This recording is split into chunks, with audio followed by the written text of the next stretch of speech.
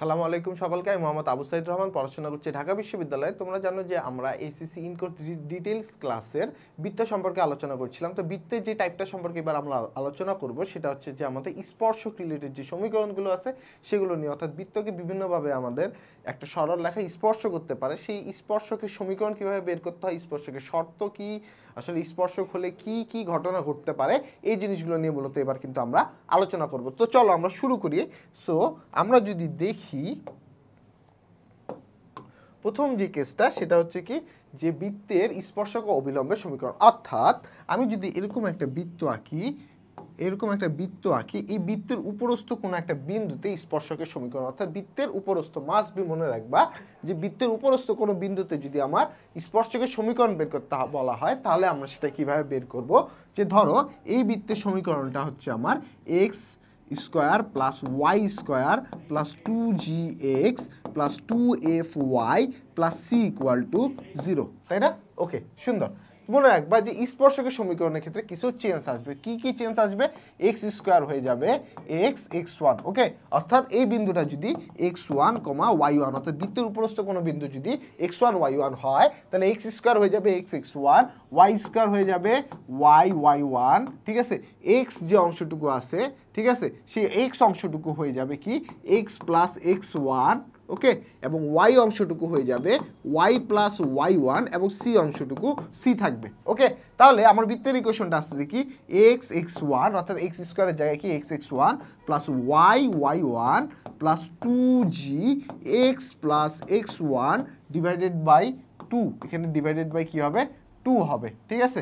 x plus x1 divided by 2 plus 2f y plus y1 divided by 2 plus C equal to 0, ঠিক আছে। তাহলে আমার যে স্পর্শক, অর্থাৎ বৃত্তের উপরস্থ কোনো বিন্দুতে আমার স্পর্শকের সমীকরণ হবে যে কি x1 plus y1 plus g x plus x1 plus f y plus y1 plus C equal to 0, অর্থাৎ এই যে সমীকরণ। অর্থাৎ বৃত্তের উপরস্থ কোনো বিন্দু যদি আমার দেয়া থাকে এবং সেই বিন্দুতে কিন্তু আমার স্পর্শকের যদি সমীকরণ বের করতে বলে, তাহলে কিন্তু আমরা সহজেই এই সূত্র অ্যাপ্লাই করে খুব সহজেই কিন্তু বের করে ফেলতে পারবো। এখন আমি ওই জিনিসটা দেখালাম কেন? তোমাদের মনে রাখার সুবিধার্থে, কারণ এত জিনিস দেখানো হচ্ছে যে এত কিছু আসলে মনে রাখতে পারবো না আমরা, তাই না? তাই একটু আমাকে হচ্ছে ভেবে চিন্তে, অর্থাৎ একটু আমাকে চালাকি করে জিনিসগুলো কিন্তু মনে রাখতে হবে, ওকে। তো চলো আমরা এই রিলেটেড ম্যাথ দেখে আসি, তাই না? আচ্ছা, ম্যাথ আমার এখনই দেয়নি। অবিলম্বের সমীকরণ এই যে এখানে আমার বলছে কি যে x square plus y square plus 4x minus 10y plus 28 equal to 0 বৃত্তের -2,4 বিন্দুতে স্পর্শক ও অবিলম্বের সমীকরণ আমাকে বের করতে বলা হয়েছে, তাই না? আমার বিন্দুটা দেওয়া আছে কি বলতো -2,4, ওকে। আচ্ছা, আমরা কি জানি আমার এক্স স্কোয়ারের জায়গায় হবে x1, তাহলে -2x, ওয়াই স্কোয়ারের জায়গায় হবে কি y1 মানে 4y, ঠিক আছে, প্লাস 4 x এর জায়গায় হবে কি আমার x plus x1 divided by 2 plus minus y into y plus y1 divided by 2, okay. So দিলাম প্লাস 28 ইকুয়াল টু 0, তাই না? ওকে, স্পর্শকের সমীকরণ আমরা কিন্তু বের করতেছি মূলত।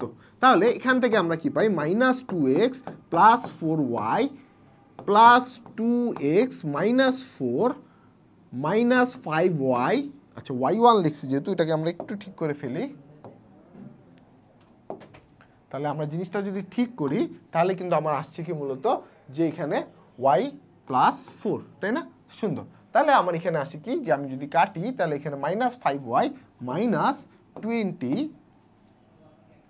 Plus 28 equal to 0। তাহলে দেখো এবার যদি আমরা এখান থেকে ক্যালকুলেশন করি 2x আমার কাটাকাটি চলে যায়, তাই না? ওকে, 4y থেকে এখানে থাকে -y, ঠিক আছে।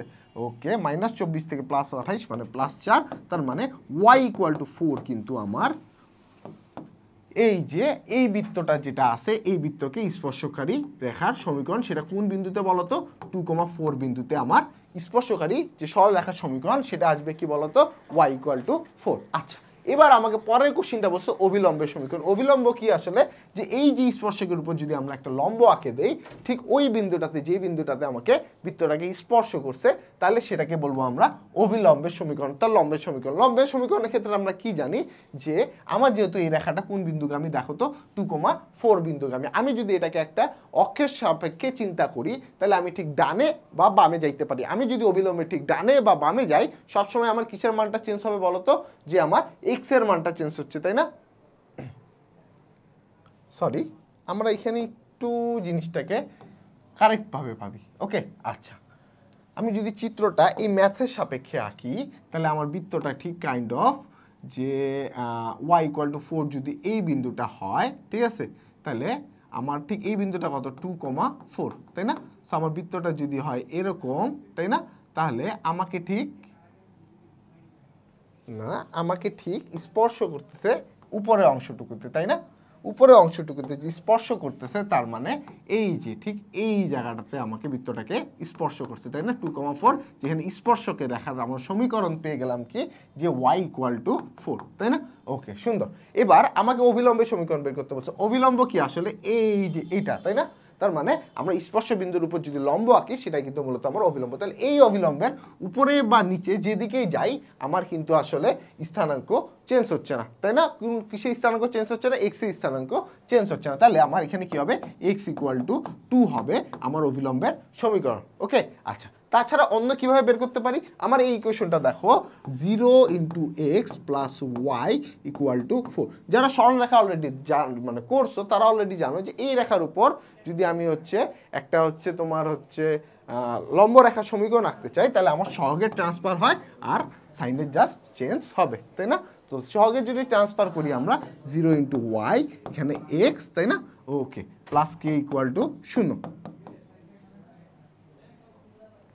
সো আমরা যদি এখানে মান বসাই দিই বিন্দুটার, তাহলে আমরা এখানে কিসের মান পেয়ে যাচ্ছি, যে দেখো আমার রেখাটা আসতে দেখি x + k, এটা হচ্ছে আমার অভিলম্বের সমীকরণ। আচ্ছা, এই রেখাটা আবার কোন বিন্দুগামী বলতো, -2,4 বিন্দুগামী। ওকে, আচ্ছা, এই রেখাটা আমার কি বিন্দুগামী, -2,4 বিন্দুগামী। আমি যদি এখানে বসাই, তাহলে -2 + k = 0, তাহলে এখান থেকে আমরা k এর মান পাই +2। তাহলে আমরা যদি এখানে বসাই, তাহলে x + 2 = 0, এটা কিন্তু আমার রেখার সমীকরণ আমরা খুব সহজেই কিন্তু বের করে ফেলতে পারলাম। অর্থাৎ অভিলম্বের সমীকরণটা আমরা খুব সহজেই কিন্তু বের করে ফেলতে পারতেছি, তাই না? ওকে, চলো এবার আমরা আমাদের নেক্সট ইকুয়েশনে যাই, তাই না? ওকে, নেক্সট ইকুয়েশন বলছে যে তোমাকে আসলে বৃত্ত একটা যদি সরল রেখা, সেম কথা, বৃত্তের উপরস্থ কোনো বিন্দুতে যদি আমার একটা স্পর্শক আঁকি, স্পর্শক আসলে কি শর্ত মানবে, তাই না?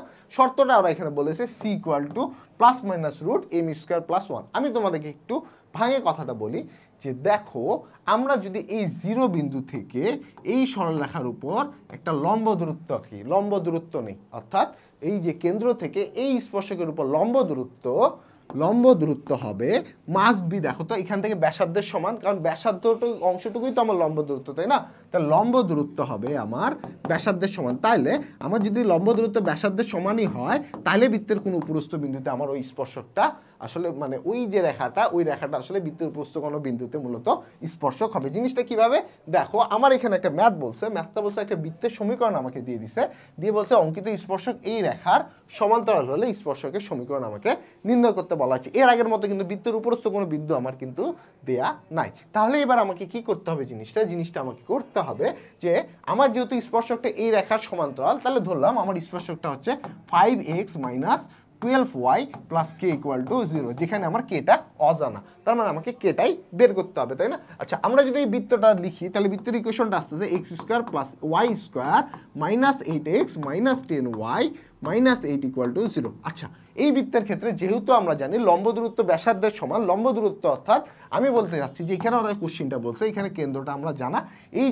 যে স্পর্শটা যে করছে, এই স্পর্শকের সমান্তরাল রেখাটা ওরা আমাকে দিয়ে দিছে, আমাকে এই স্পর্শকটা বের করতে বলছে। তো আমার স্পর্শকের সমীকরণ আমরা এটা পেয়ে গেলাম, যেখানে আমার কি অজানা, কে অজানা, তাই না? তাই কেন্দ্র থেকে যদি আমরা এই স্পর্শকের উপর লম্ব দূরত্ব আঁকি, এটা যদি ব্যাসার্ধের সমান হয়, তাহলেই কিন্তু আমরা কে এর মানটা খুব সহজেই পেয়ে যাচ্ছি। তাহলে আমার কেন্দ্র জানা লাগতেছে আর ব্যাসার্ধ জানা লাগতেছে, তাহলে কেন্দ্র c = কি হবে, -x এর সহগ /2, তাহলে -x এর সহগ /2 আর -y এর সহগ /2, তার মানে এখান থেকে আমার আসছে কি 4,5।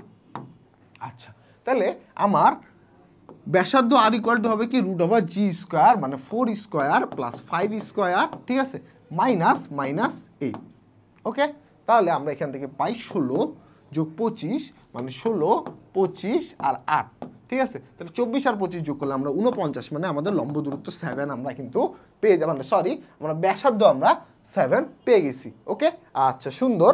তাহলে চলো এবার আমরা কাজ করি, লম্ব দূরত্বটা বের করে ফেলি। তো আমার লম্ব দূরত্বটা নিশ্চয়ই এই রেখার উপর রাখতে হবে, কারণ কি আমার এটা স্পর্শক যেহেতু। তাহলে আমার কেন্দ্র 4,5 থেকে 1 নং রেখার লম্ব দূরত্ব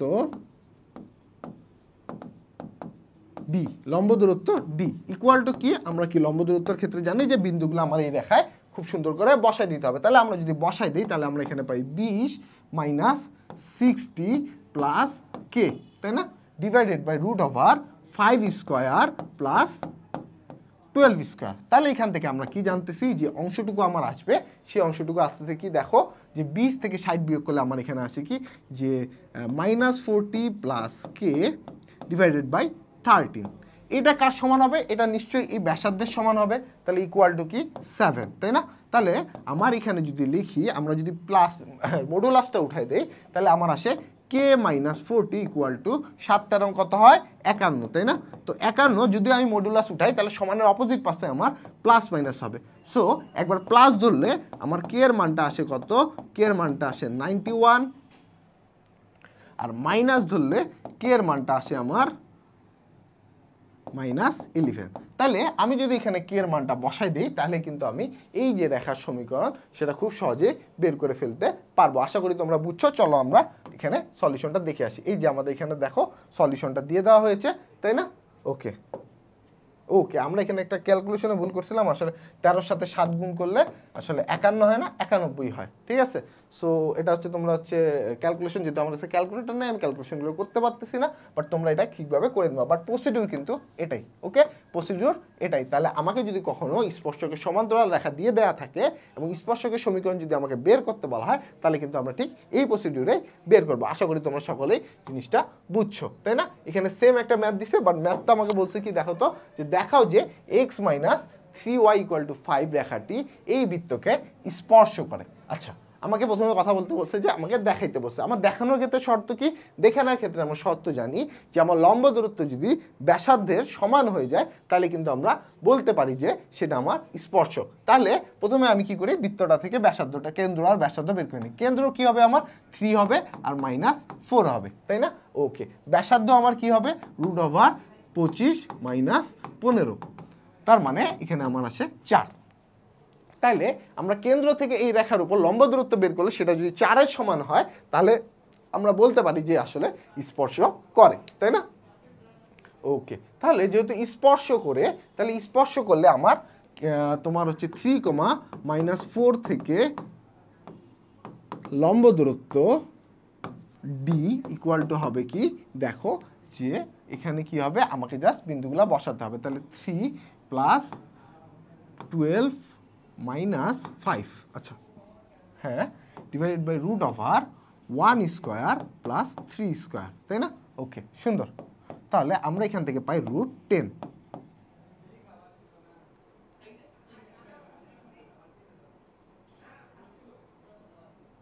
আচ্ছা, আমরা এখানে আবার ক্যালকুলেশনে ভুল করে ফেলছি।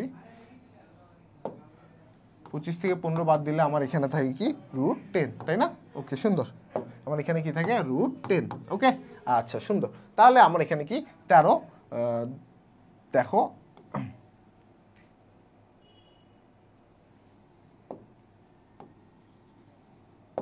এখানে কি 3, তাহলে 13 দিয়ে 15, 15 থেকে 5 বাদ দিলে আমরা পাই 10, তাই না। তাহলে 10 থেকে √10 বাদ দিলে আমার থেকে √10, তাহলে √10 ইকুয়াল টু √10, অর্থাৎ ব্যাসার্ধ আমার লম্ব দূরত্বের সমান হয়ে গেছে, তার মানে কিন্তু এটা আমার স্পর্শক। তারপরে অংশটুকু আমাকে কি বলছে, স্পর্শ বিন্দু দিয়ে যায় এরূপ একটা ব্যাসের সমীকরণ তোমাকে বের করতে বলা হয়েছে, তাই না।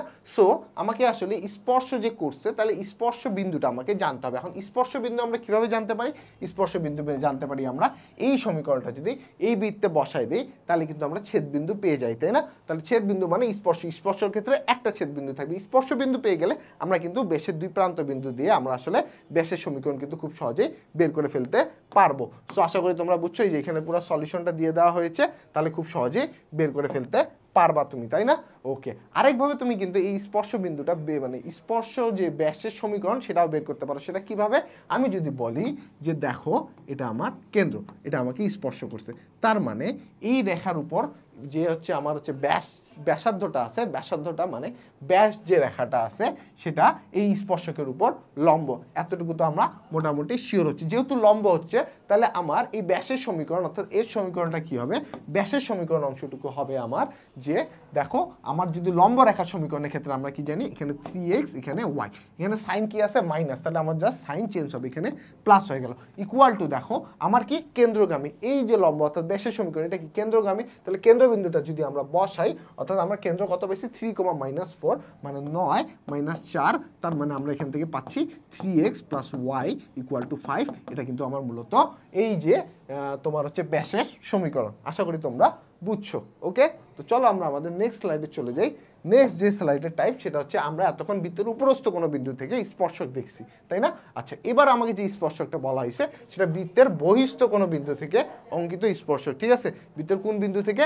বহিস্থ অর্থাৎ বাইরের কোনো বিন্দু থেকে আমাকে মূলত এবার কিন্তু স্পর্শকটা বের করতে হবে। ঠিক আছে, ধরো এই বিন্দুটা হচ্ছে আমার বৃত্তের বহিস্থ কোনো একটা বিন্দু, এই বিন্দু থেকে আমি স্পর্শক আঁকতেছি। ঠিক আছে, সো স্পর্শক যদি আমরা আঁকি তাহলে আসলে আমাদের সমীকরণটা কি হতে পারে? আমি যদি তোমাকে বলি যে ঠিক এই বহিস্থ কোনো বিন্দুতে যেহেতু আমার একটা বিন্দু দেয়া আছে, আমরা যদি সরলরেখার সমীকরণ অর্থাৎ এই যে সরলরেখাগুলো সমীকরণ বের করতে চাই সেটা হচ্ছে y - y1 = mx - x1। ওকে, আমার নিশ্চয়ই y1 x1 আমার দেয়া থাকবে, তাহলে আমি যদি কোনোভাবে এই ঢাল mটা বের করে ফেলতে পারি তাহলে কিন্তু আমরা খুব সহজেই আসলে এই যে আমার বহিস্থ কোনো বিন্দু থেকে বৃত্তের যে স্পর্শক আছে সেই স্পর্শকটা বের করে ফেলতে পারবো, তাই না? সো আমরা কি জানি যে এই যে স্পর্শ যে রেখাটা, এই রেখাটা বৃত্তের কেন্দ্র থেকে এই যে এখানে যদি আমরা একটা লম্ব দূরত্ব আঁকি, এই লম্ব দূরত্বটা অর্থাৎ এই যে কেন্দ্র থেকে এই রেখার উপর যে লম্বটা আঁকছি তার লম্ব দূরত্ব আমার নিশ্চয়ই ব্যাসার্ধের সমান হবে, তাই না? সো আমরা এখান থেকে খুব সহজেই কিন্তু এই লম্ব দূরত্বটা বের করে ফেলতে পারি। যেহেতু আমার লম্ব দূরত্বটা ব্যাসার্ধের সমান, এটা ইকুয়েশনে বসাই দিলেই কিন্তু আমরা মূলত এম এর মান পেয়ে যাবো। আর এম এর মান যদি আমরা পেয়ে যাই তাহলে কিন্তু আমরা ম্যাথটা খুব সহজেই সলভ করে ফেলতে পারবো। মানে এত কিছু কিন্তু তোমাকে মনে রাখতে হচ্ছে না, তোমাকে জাস্ট একটা কনসেপ্ট মনে রাখতে হচ্ছে, সেই লম্ব দূরত্ব = ব্যাসার্ধের সমান, তাই না? ওকে, সুন্দর। সো দেখো আমাকে প্রথম কথা বলছে যে -5,4 বিন্দু থেকে এই বৃত্ত অঙ্কিত স্পর্শকের সমীকরণ তোমাকে বের করতে। ডিরেক্ট কিন্তু তোমাকে বলেনি যে এই বিন্দুটা বৃত্তের উপরস্থ। যদি উপরস্থ কথাটা না থাকে বা কোনো কথা দেয়া না থাকে তাহলে তুমি জাস্টিফাই করার জন্য প্রথমে এই বিন্দুটা ইকুয়েশনে বসাবা। ইকুয়েশনে যদি বসাও এখানে দেখতে পাও 25, এখানে যদি 16, ঠিক আছে, প্লাস 10 - 16 প্লাস 1 = 0। আচ্ছা, +1, তাই না? আচ্ছা, এই পাশে কিন্তু কোনোভাবেই 0 আসতেছে না, তার মানে এই বিন্দুটা কিন্তু বৃত্তের উপরস্থ কোনো বিন্দু কিন্তু আমার আসলে না, তাই না? ওকে, যেহেতু বৃত্তের উপরস্থ কোনো বিন্দু না তাহলে এবার আমাকে কি করতে হবে? এবার করতে হবে আমাকে কি, যে সরলরেখার সমীকরণটা আমাকে ধরতে হবে। আমরা সরলরেখার সমীকরণটা কি ধরলাম? y - y1 = mx - x1, তাই না? ধরলাম এটাই হচ্ছে আমার স্পর্শকারী সরলরেখার সমীকরণ। তাহলে আমরা যদি এখান থেকে সলভ করি তাহলে আমরা কি পাই? y - 4 -mx - 5m = 0, তাই না? ওকে, খুব সুন্দর। আমরা কিন্তু সরলরেখার সমীকরণটা অলরেডি পেয়ে গেছি, যেখানে আমার শুধু এমটাই অজানা, তাই তো? সো এবার চলো আমরা এমটা বের করার জন্য লম্ব দূরত্ব বের করি। তাহলে বৃত্তের কেন্দ্র আমরা কি জানলাম? কেন্দ্র হচ্ছে আমার 1,2, ওকে, এবং ব্যাসার্ধ আর হচ্ছে √1 + 4 - 1, তার মানে ব্যাসার্ধ আমার 2 কিন্তু আমরা খুব সহজেই বের করে ফেলতে পারতেছি। ঠিক আছে, তো ব্যাসার্ধ যেহেতু আমরা জানে গেলাম এবং কেন্দ্র আমরা জানে গেলাম, আমরা লম্ব দূরত্ব d = কি বের করব? আমরা জাস্ট বিন্দুগুলো যদি এখানে বসাই তাহলে কিন্তু আমাদের আসে কি, দেখো যে 2 - 4 - m - 5m, তাই না? ওকে, সুন্দর। এ পর্যন্ত আশা করি আমাদের কোনো সমস্যা নাই। Divided by √1 m² + 1।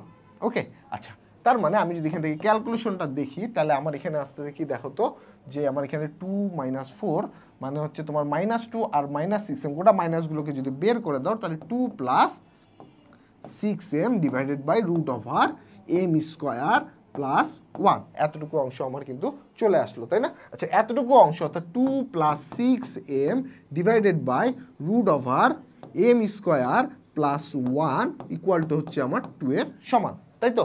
ওকে, সুন্দর। তাহলে এবার যদি আমরা এটাকে এই পাশে নিয়ে গিয়ে উভয় পাশে রুট করে দেই তাহলে আমার আসে কি 2 + 6m whole square equal to 4m² plus 1, তাই না? ওকে, তাহলে আমরা এখান থেকে পাই কি 4 + 24m plus 36m² equal to 4m² plus 4, তাই না? ওকে, সুন্দর। এখান থেকে যদি আমরা ক্যালকুলেশনটা করি তাহলে কিন্তু খুব সহজেই আমরা আসলে এম এর মান দুইটা পেয়ে যাই এবং এম এর মান দুইটার জন্য কিন্তু আমরা অর্থাৎ বহিস্থ কোনো বিন্দু থেকে এই বৃত্তের উপর যে দুইটা স্পর্শক আছে সেই দুইটা স্পর্শক আমরা বের করে ফেলবো। যেহেতু আমার কাছে ক্যালকুলেটর নেই আমি ক্যালকুলেশনটা করতে পারতেছি না, বাট তোমরা কিন্তু মাস্ট বি করবা। বাট প্রসিডিউর হচ্ছে এটা, অর্থাৎ বৃত্তের বহিস্থ কোনো বিন্দু থেকে যদি আমাকে স্পর্শক বের করতে বলা আমি প্রথমে স্পর্শকের সমীকরণ বের করবো, যেখানে আমার এম অজানা, লম্ব দূরত্ব বের করবো, ব্যাসার্ধের সমান করবো, ইকুয়েশন সলভ করবো, এম এর মান আমরা খুব সহজে পেয়ে যাবো। এই যে এখানে তোমাদের সলিউশন দিয়ে দেওয়া হয়েছে, খুব সহজেই কিন্তু তোমরা দেখে নিতে পারো। ঠিক আছে, আশা করি তোমরা সকলেই বুঝছো। চলো এবার আমরা আমাদের নেক্সট, আচ্ছা, মূলত আমাদের স্পর্শক অর্থাৎ দুই ধরনের স্পর্শক, একটা বহিস্থ কোনো বিন্দু থেকে স্পর্শক আর একটা উপরস্থ কোনো বিন্দুতে স্পর্শক। এই দুই স্পর্শক সম্পর্কে আমরা অলরেডি জেনে গেছি। দেখা হবে তোমাদের সাথে আমার নেক্সট টপিকে স্পর্শক রিলেটেড। সে পর্যন্ত সকলেই ভালো থাকো, আল্লাহ হাফেজ।